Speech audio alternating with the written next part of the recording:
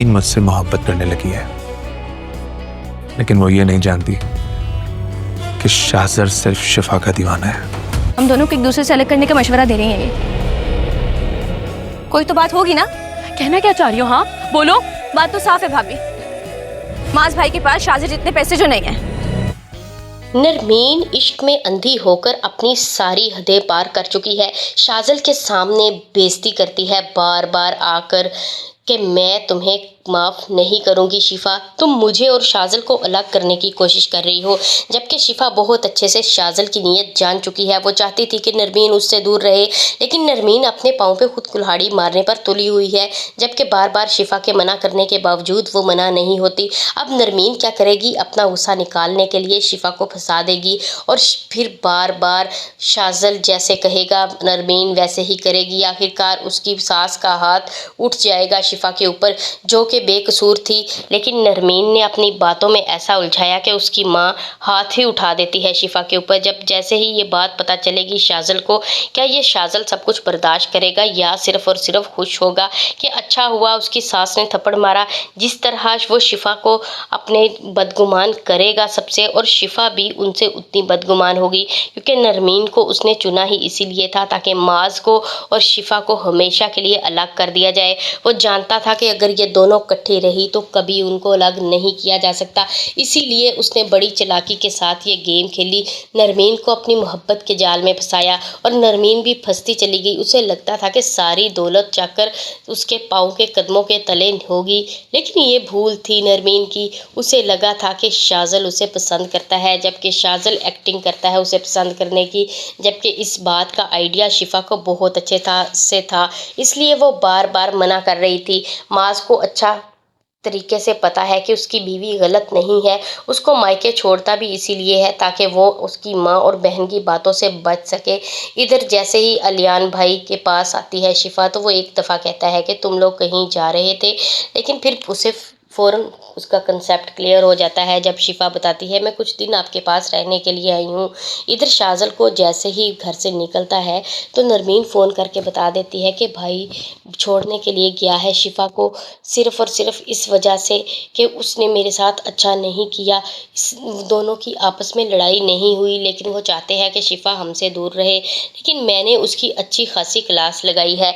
जबकि शाहज़र को ये बात अच्छी नहीं लगती, लेकिन खुश भी बहुत होता है कि अच्छा हुआ जो काम वो नहीं कर पा रहा था नरमीन ने वो काम करके उसका काम आसान कर दिया है। अब शिफा अपने भाई के घर चली गई है। अब वो खुल्लम खुल्ला वहाँ पर जाएगा और बार बार शिफा के आगे पीछे मंडलाता हुआ दिखाई देगा। जबकि माज को इस बात का आइडिया ही नहीं था कि उसकी बहन उसके ही दोस्त को पसंद कर बैठी है, इसीलिए तो वो अपनी भाभी से बार बार उलझ रही है। माज को तो यही लग रहा था कि शिफा जो कह रही है वो गलत कह रही है, लेकिन इस दफ़ा शिफा की सास ने सास होने का पूरा सबूत दिया, अपनी बेटी का साथ दिया और बहू को तो वैसे ही ठुकरा दिया और उसकी नीयत पर शक किया गया। जबकि शिफा को ये बात बहुत गैर मुनासिब लगी। सिर्फ गैर मुनासिब ही नहीं, बल्कि उसके लिए ये दिली तकलीफ़ का भी बाइस बनी कि वो तो नरमीन को अपनी छोटी बहन समझती थी।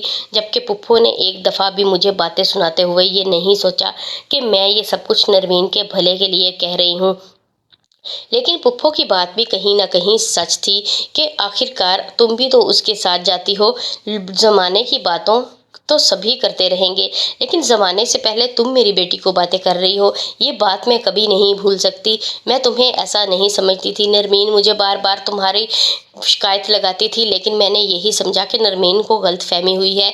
जबकि अब मैंने खुद तुम्हारी अपने कानों से बातें सुनी हैं तो मुझे यकीन नहीं आ रहा कि शिफा तुम मेरी बेटी के बारे में इस तरह बात कर सकती हो। वो तुम्हारी बहन होती तो तुम इस तरह की बात ना करती। जबकि शाहज़र जैसे ही मिलता है शिफा को तो वो ये कहने लगती है कि तुम दूर रहो नरमीन से, और नरमीन तो ववेला मचा देती है शाहज़र के जाने के बाद कि भाभी ने मुझे इस तरह कहा है। क्या भाभी का कहना बनता था? वो क्या साबित करना चाहती हैं मुझे शाहज़र की नज़रों में? इधर नबील नई कार्रवाई सोच रहा है। उसे लगता है कि प्लान कुछ सक्सेस होता दिखाई नहीं दे रहा। अब उसका शैतानी دماغ اور چلے گا، کوئی ایسی سازش کرے گا کہ آخر کار سلطان اور اس کی بیٹی دونوں ہی پھنس جائیں گے۔ اور ڈاکٹر بھی آ چکا ہے جو کہ سرجری کرے گا آ کر شفا کے بھتیجے کی۔ شاذل بہت خوش دکھائی دیتا ہے اور نبیل بار بار اس سے باتیں پوچھنے کی کوشش کرتا ہے تو شاذل یہی بتاتا ہے کہ میری محبت کامیاب ضرور ہوگی۔ آج دن تک ایسا ہوا نہیں کہ شاذل نے کسی چیز کی خواہش کی ہو اور وہ اسے نہ ملا ہو، لیکن ابھی شاذل کو کچھ باتوں کا علم نہیں ہے کہ نبیل شاید اسے بتا دے کہ آلیان کے ساتھ کیا تمہارا باپ کر رہا ہے، اسے جھوٹے کیسوں میں انوالو کر رہا ہے تاکہ کل کو اسے پھنسا کر اسے ہمیشہ کے لیے آفس سے بھی نکال دے اور اس کی بہن کو بھی شرمندگی کا باعث ہو، جبکہ شاذل آلیان بھائی کو بالکل بھی ایسا ہوتا ہوا دکھائی نہیں دیکھ سکتا۔ وہ چاہے گا کہ آلیان کے اوپر کوئی بھی انگلی نہ اٹھے اور شفا جانتی ہے کہ شاذل کی فیملی میرے بھائی کے ساتھ یہ سب کچھ جان بوجھ کے کر رہی ہے، ان کو مجھ سے پتہ نہیں کیا بیر ہے جو مجھ سے بار بار بدلہ لینے کی کوشش کرتے ہیں، لیکن کبھی شفا کو پتہ نہیں چلے گا کہ آخر کار یہ سب کچھ اس کے اور اس کے بھائی کے ساتھ ہو کیوں رہا ہے۔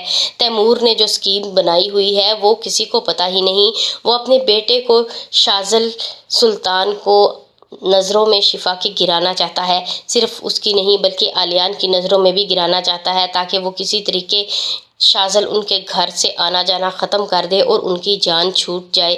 لیکن ادھر نرمین ڈنر پہ جاتی ہے تو اپنے دل کی بات فراخ دلی سے کہہ دیتی ہے شاذل کو، اور شاذل بھی اس کی باتوں میں اس کو ہی گھما دیتا ہے، اسے کوئی صاف جواب نہیں دیتا لیکن اسے امیدیں بھی بہت ساری دلوا دیتا ہے جس سے نرمین پیچھے ہٹنے کو تیار نہیں ہوتی۔ پہلے تو اسے ایسا لگا تھا کہ اگر اس نے اپنی محبت کا اظہار کیا تو شاذل اسے ریجیکٹ نہ کر دے، لیکن شاذل نے ایسا کچھ نہیں کیا۔ نرمین کو بہت حوصلہ ملتا ہے اس کی اس بات کے بعد، لیکن ڈنر کرتے ہی اسے لگتا ہے اسے اب گھر جانا چاہیے۔ گھر جا کر وہ ایسی پریٹینڈ کرتی ہے جیسے اس کی دوست کی شادی سے واپس آئی ہے، جبکہ شفا کو بہت غصہ ہوتا ہے نرمین پہ اور اپنی ساس پہ کہ انہوں نے شاذل کے ساتھ نرمین کو بھیجا ہی کیوں، جبکہ نرمین اس بات سے بہت خوش تھی کیونکہ وہ ملنا چاہتی تھی شاذل سے، اس کی تو دلی مراد پوری ہو رہی تھی شاذل سے ملنے کی بھی اور اپنی اظہار محبت کرنے کی بھی۔ شاذل کو بھی آخر کار ایک کندھا مل گیا ہے جس پر وہ رکھ کر پستول کے ساتھ اپنا ہر مہرہ گرا سکتا ہے بلکہ مار ہی سکتا ہے۔ آلیان بہت پریشانی کے عالم میں گھر آتا ہے تو اس کی بیوی بار بار پوچھتی ہے کہ آپ اتنے پریشان کیوں ہیں، لیکن آلیان ساری باتیں چھپا جاتا ہے۔ وہ کیسے بتائے کہ شاذل جتنا اچھا ہے اس کا باپ اتنا ہی کرپٹ ہے، وہ بار بار ایسی باتوں میں مجھے الجھاتا ہے، پہلے تو ڈیٹا پرووائڈ نہیں کرتے اور جب میں پٹ کر دیتا ہوں فائلوں میں تو پھر کہہ دیتے ہیں کہ اس ڈیٹے کا تو ذکر ہی نہیں کیا گیا، کیا تم کرپشن کر رہے ہو آ کر ہمارے ساتھ۔ یہ ساری باتوں میں وہ آلیان کو پھنسانا چاہ رہے ہیں اور آلیان چپ چاپ وہاں پر خاموشی سے کھڑا ہے صرف اور صرف اس وجہ سے تاکہ شاذل اس کے بیٹے کی جلد سے جلد سرجری کروا سکے، اور وہ بالکل ویسا ہی ہے جیسے کسی کے ہاتھ پاؤں کاٹ دیے جائے۔ وہ صرف اپنے بیٹے کی وجہ سے خاموش دکھائی دیتا ہے، آواز نہیں اٹھاتا، اور آواز کیسے اٹھائے، اس کا سر جو احسانوں تلے دبا ہوا ہے شاذل کے، اور وہ چاہتا ہے کہ وہ سب کو چیخ چیخ کے بتائے وہ ایسا نہیں ہے، وہ چور چکار نہیں، لیکن تیمور اسے سب کے سامنے رسوا کرنے کا پورا بندوبست کر کے بیٹھا ہوا ہے کہ جب وہ شفا کو اس بات کا پتہ چلے گا تو وہ ہمارے گھر ضرور آئے گی، پھر اصل مقابلہ شروع ہوگا شفا کے ساتھ اور میں اسے اپنے بیٹے کی زندگی سے ہمیشہ کے لیے بے دخل کر دوں۔